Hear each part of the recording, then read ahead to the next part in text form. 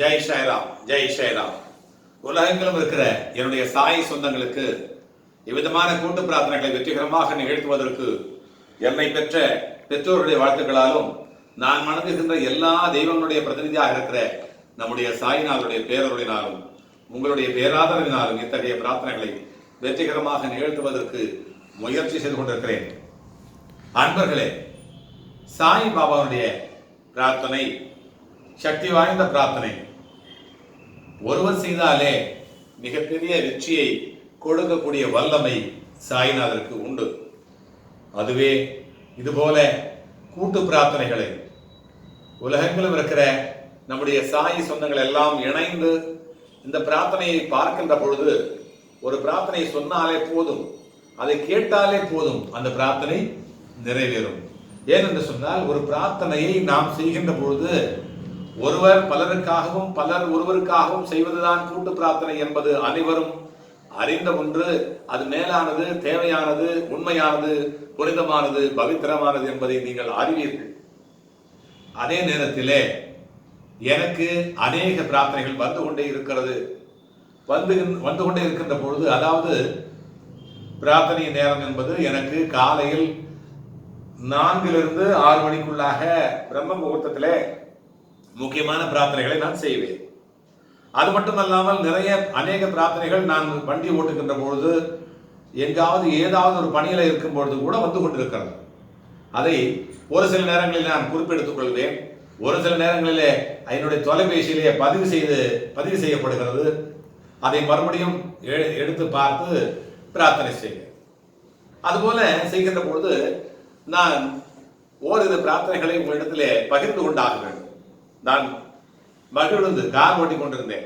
அந்த நேரத்தில் 2 பிரார்த்தனைகள் வந்தது.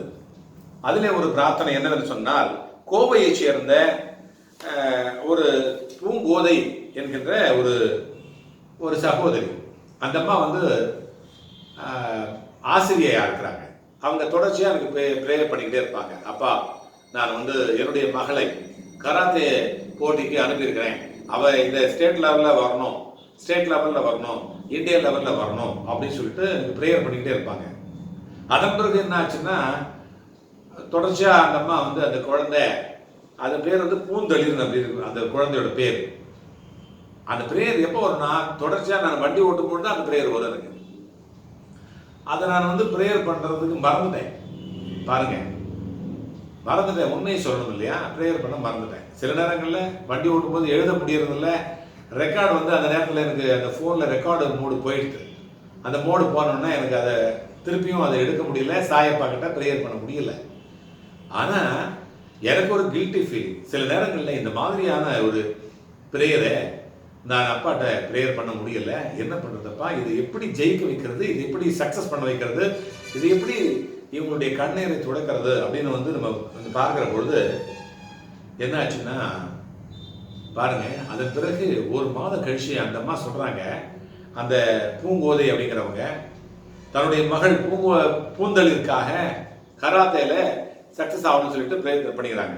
14 நாடுகள் இணைந்து சிறுவர்களுக்கான ஆசிய அளவில் கராத்தே போட்டியில தமிழகத்தை சார்ந்த பள்ளி மாணவியான இந்த பூந்தளிருக்கு முதல் பரிசு கிடைத்திருக்கிறது. பாருங்க, முதல் பரிசு கிடைத்திருக்கு. இவ்வளவு பெரிய விஷயம் பாருங்க. அதுதான் நான் சொன்னேன். அந்த அம்மா எனக்கு நன்றி சொன்னாங்க. அந்த செய்தியில, தொலைக்காட்சியில, அந்த யாரிடத்துல பரிசு வாங்கினாங்களோ அந்த போட்டியினுடைய, அந்த ஆசிய போட்டியினுடைய அந்த தலைவரிடத்துல வாங்கின அந்த பரிசு சம்பந்தப்பட்ட செய்திகள் எல்லாம் எனக்கு எல்லா தொலைக்காட்சியிலிருந்து அனுப்பிச்சிருந்தாங்க. அதை பார்த்து பகிர்ந்து நான் சொன்னேன். அதுல போட்டிருந்தேன், இந்த பிரார்த்தனை இல்லமா, அது முழுக்க அந்த மாணவியனுடைய திறமை அப்படின்னு நான் போட்டிருந்தேன். அதுக்கு நான் சாயப்பாட்டு என்னன்னா, அப்பா, என் காதில் கேட்டாலே உன் காதில் அது கேட்குதப்பா அப்படின்னு சொல்லிட்டு நான் உங்களுக்கு நன்றி தான் சொன்னேன் சாயப்பாக்கு. அந்த மாணவியுடைய தாயார் எனக்கு நன்றி சொன்னாங்க. நான் சாயப்பாக்கு நன்றி சொன்னேன். அதே மாதிரி இந்த 2-3 சொல்லலாம். ஒரு அம்மா இதே மாதிரி நான் கார் ஓடும் போது இன்னொரு ப்ரேயர் பண்ணாங்க. அந்த அம்மா பேர் ஈரோடை சேர்ந்தவங்க. கை முறிஞ்சு போச்சு.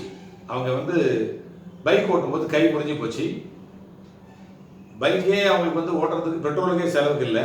ஆனால் கையே முடிஞ்சு போச்சு, ஒரு எலும்பு உடஞ்சி போயிட்டு நிறைய ஹாஸ்பிட்டல் போனாங்க. 2 லட்சம் 1 லட்சம் 3 லட்சம் இப்படி மாறி மாறி கேட்டுட்டு இருந்தாங்க. என்கிட்ட ஃபோன் பண்ணாங்க, அப்பா எனக்கு பணமே இல்லை, நான் ஹாஸ்பிட்டலுக்கே போக முடியல, என்ன பண்ணுறது தெரியல, என் கை உடஞ்சி போச்சு, நான் வேலைக்கும் போக முடியல, என்னோட குழந்தைய படிக்க முடியல, இப்படி சொல்லிட்டு ரொம்ப குறைப்பட்டுக்கிட்டாங்க. அதையும் நான் இது மாதிரி தான் ப்ரேயர் பண்ணலை, காதில் கேட்டுக்கிட்டேன். அதுக்கப்புறம் அதை மறந்தே போயிட்டேன். திரும்பி எனக்கு கிட்டத்தட்ட ஒரு 20 நாள் கழிச்சு அவங்க மறுபடியும் பேசுறாங்க. நன்றி சொல்றேன்ப்பா அப்படின்னாங்க. எதுக்குமா நன்றி சொல்றேன், யாருமே தெரியல, மறந்துட்டேன், நான் மறுபடியும் பேரை மறந்துட்டேன், ஊரை மறந்துட்டேன், என்னமா நன்றி சொல்றேன்னு கேட்டேன். அவங்க சொன்னாங்க, கை கூடி வந்துச்சுப்பா, நீ பண்ண ப்ரேயருக்கு ரொம்ப நன்றிப்பா அப்படின்னாங்க. அப்பா சாயப்பா, என் காதுல கேட்டதுக்கே நீ இவ்வளவு நல்லது செய்றியே, காதுல கேட்டு நான் உட்கார்ந்து ப்ரேயர் பண்ணி என்னுடைய சாய் சொந்தங்கள்கிட்ட இதெல்லாம் பகிர்ந்து கொண்டால் அவங்க எல்லாம் சேர்ந்து இணைந்து செய்யக்கூடிய பிரார்த்தனைக்கு எவ்வளவு மகிமை இருக்கும் அப்படிங்கிறத நான் சொல்லவும் வேணுமா. அதே மாதிரி நிறைய சொல்லிட்டே போகலாம். அப்படி அது மாதிரி கேரளாவிலிருந்து நம்ம கோபுரத்துக்கு ஒருத்தர் வந்திருந்தாங்க. அதையும் நான் ஓடிக்கிட்டே கேட்டேன். அந்த அம்மா வந்து, அப்பா நான் வீடு கட்ட முடியலப்பா, எனக்கு வருமானம் இல்லை, எனக்கு வேலையும் இல்லை, ஒன்றும் இல்லை, சொந்த வீடு இல்லாமல் நான் வாடகை வீட்டில் இருக்கேன் அப்படின்னு சொன்னாங்க. நான் சொன்னேன், இதுதான்ப்பா சொந்த வீடு, இந்த உடம்பு இருக்குதே இதுதான் சொந்த வீடு, வீடுன்றது எதுவுமே இல்லை, இந்த வீட்டையும் நம்ம வந்து கடந்து போறோமா, இதுவும் சொந்த வீடு நமக்கு இல்லை, இப்போ இருக்கிற வரைக்கும் வாழ்ற வரைக்கும் இதுதான் நல்ல வீடு, இது நல்லா பராமரிச்சுக்குமா அப்படின்னு சொல்லிட்டு சும்மா ஒரு ஆறுதலுக்காக சொல்லிட்டு நான் போயிட்டேன், பிரேயர் பண்ணல. அதுக்கப்புறம் என்ன சொல்றாங்க, அந்த அம்மா கேரளத்து அந்த சகோதரி சொல்றாங்க, 1 மாசம் கழிச்சு எனக்கு பேசுறாங்க, அப்பா உனக்கு நன்றினாங்க. என்னம்மா அப்படின்னு, பேரை மறந்துட்டேன், ஊரை மறந்துட்டேன், சரிம்மா சொல்லுமா என்ற, நீ பிரேயர் பண்ணியே கூட்டு பிரார்த்தனை கோபுரத்தில் வந்து பண்ணிக்கிட்டேன், அந்த பிரார்த்தனையின் மூலமாக எனக்கு லாட்டரி சீட்டுல 50 லட்சம் ரூபாய் கிடைச்சிருக்கு. லாட்டரி சீட்டு மூலமாக கேரளத்திலிருந்து 50 லட்சம் கிடைத்திருக்கு, நான் வீடு கட்ட போறேன், சாயப்பா எனக்கு சக்சஸ் பண்ணிட்டாரு அப்படின்றாங்க. காதல் கேட்டதுக்கே இப்படின்னா நம்ம எல்லாம் சேர்ந்து ஒன்றாக அனைவரும் ஒருவர் பலருக்காகவும் பலர் ஒருவருக்காகவும் செய்யக்கூடிய அந்த பிரார்த்தனைக்கு எவ்வளவு மகிமை இருக்கும் என்பதை நான் சொல்லவும் வேண்டுமா. நீங்கள் செய்கிற அந்த பிரார்த்தனை உங்களால் இது சாத்தியமாயிற்று. நான் மட்டுமல்ல, உங்களில் ஒருவன், நான் ஒரு பாபாவிற்கு தைரியக்காரன் ஆகினாலே இதை சொல்லக்கூடிய அந்த கடப்பாறையில் இருக்கிற முனை மாதிரி அந்த கூறு மாதிரி தான் நான் இருக்கிறத தவிர வேற என்னிடத்துல ஒண்ணும் இல்லை. கூறு இருந்தா கூட வெயிட் இருந்தா தான் மேல வந்து கூறு வந்து ஒரு ஒரு வேகமாகவும் ஒரு இதோட பாய முடியும், ஒரு ஒரு மரத்தையும் இதே பிளக்க முடியும், ஒரு செய்கையை செய்ய முடியும். அது மாதிரி தான் நான் இருக்கிறத தவிர என்னால் இது சாத்தியம் ஆனது அல்ல. முழுக்க முழுக்க சாய்நாதராலும் உங்களாலும் தான் இது சாத்தியமாயிற்று. இப்ப கண்டிப்பா இன்னொரு பிரார்த்தனையை செஞ்சுக்கிட்டே ஆகணும். முக்கியமான பிரார்த்தனை. இந்த பிரார்த்தனைக்காக பிரத்யேகமாக இந்த வீடியோ நான் போடுறேன், சரிங்களா? நீங்க காது கொடுத்து கேளுங்க. Sai Baba, sir, my name is Savitri. I am from Ooty. From the age of 4, I am suffering from diabetes. Now my age is 30. Suddenly had a kidney problem. It is not functioning now. Doing dialysis for the past 3 years. We have rejected for kidney and sponsors. Register பண்ணிருக்காங்க, கிட்னிக்காக அவங்க அந்த டோனருக்காக register பண்ணிருக்காங்க. We have registered for kidney and sponsor.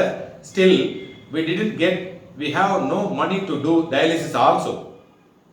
Appa is getting from outside for interest. அவங்க அப்பா வந்து இன்ட்ரெஸ்ட்க்கு வாங்கி தான் இந்த டயாலிசிஸை பண்ணிட்டு இருக்காங்க. I am a burden for everyone. Because of this, my appa is drinking every day. Now his health is also formed. We don't know what to do. Amma is having some problem in her throat, but we couldn't take her to hospital. Both my appa and amma is suffering. Please pray for my family. There are my problem in my family for now. Please pray for our health அப்படின்னு சொல்லிட்டு சொல்லியிருக்காங்க. இதை பாருங்க, இந்த அம்மாவுக்காக நம்ம பிரார்த்தனை பண்ணிக்கிட்டாகணும். இவங்களுடைய ஹெல்த் கண்டிப்பாக சரியாகணும். ஒருத்தர் வீட்டில் ஒருத்தருக்கு உடம்பு சரியில்லைன்னா அந்த வீட்டில் இருக்கிற எல்லாருமே துன்பத்தில் இருப்பாங்க. நமக்கெல்லாம் அது செய்தி, அவங்களுக்கு அது அனுபவம். இந்த அனுபவத்திலிருந்து அவங்க மீண்டு வரணும். ஒருத்தருக்கு துன்பம், அதாவது கஷ்டப்படுறது மட்டும் இல்லை. நான் வந்து ஒரு 4-5 வீடியோ முன்னாடி ஒரு வீடியோ போட்டிருந்தேன். ஹாஸ்பிட்டல்லே போயிட்டு அந்த வீடியோ எடுத்து அவங்களுக்காக, அந்த பேஷண்ட்டுக்காக எடுத்து அந்த வீடியோ போட்டிருந்தேன். நம்ம நண்பர் வந்து ஸ்ரீனிவாசன் அவர்கள் வந்து உடம்பு சரியில்லாமல் இருந்தார். அந்த நேரத்தில் அந்த நோயாளிகளுக்கு முன்பாகவே இந்து மிஷன் ஹாஸ்பிட்டல் வந்து நான் எடுத்து போட்டிருந்தேன். அதை பார்த்து நிறைய பேர் வந்து பாராட்டி இருந்தாங்க. கண்டிப்பா அதுல இருந்து அவர் வந்து இப்ப நல்லா ஆயிட்டாரு, நல்லாயி பேசுறாரு, கோவிலுக்கு வந்துட்டாரு. இனி வரும் காலங்களில் அவர் நடந்து வரணும். அதே மாதிரி இந்த குழந்தை, இந்த கண்டிப்பா இந்த கிட்னி ஃபெயிலியரான இந்த குழந்தை கண்டிப்பா இதிலிருந்து மீண்டு வரணும். அதுக்காக நீங்களும் சேர்ந்து இணைந்து பிரார்த்தனை செய்து கொள்ளணும். இந்த பிரார்த்தனை கண்டிப்பாக வெல்லும். சாய்பாபா கூடவே வருவார். அந்த பிள்ளைக்கு ஆரோக்கியத்தை தருவார், எதிர்காலத்தை தருவார், நல்ல வாழ்க்கையும் நல்ல ஆயுளையும் கொடுத்து இனி வரும் காலங்களிலே அந்த பெற்றோர்களுக்கு எந்த விதமான பேர்டன் சொன்னாங்க, அந்த பொண்ணு பேர்டன் சொன்னாங்க, அந்த பேர்டன்ல இருந்து விலகி அவங்களால அந்த தாய்க்கும் தந்தைக்கும் மகிழ்ச்சி அளிக்கக்கூடிய ஒரு தருணத்தை சாயப்பா தருவார். நீங்களும் அதற்காக இணைந்து பிரார்த்தனை செய்து கொள்ளுங்கள். பிரார்த்தனை வெல்லட்டும். பாபா தரிசனம், பாவ விமோசனம், வியாழன் தரிசனம், விடியல் நிதர்சனம், வண்டலூர் வாருங்கள், வரியெல்லாம் வரப்பீர்கள். ஜெய் சாய்ராம், ஜெய் சாய்ராம், ஜெய் சாய்ராம்.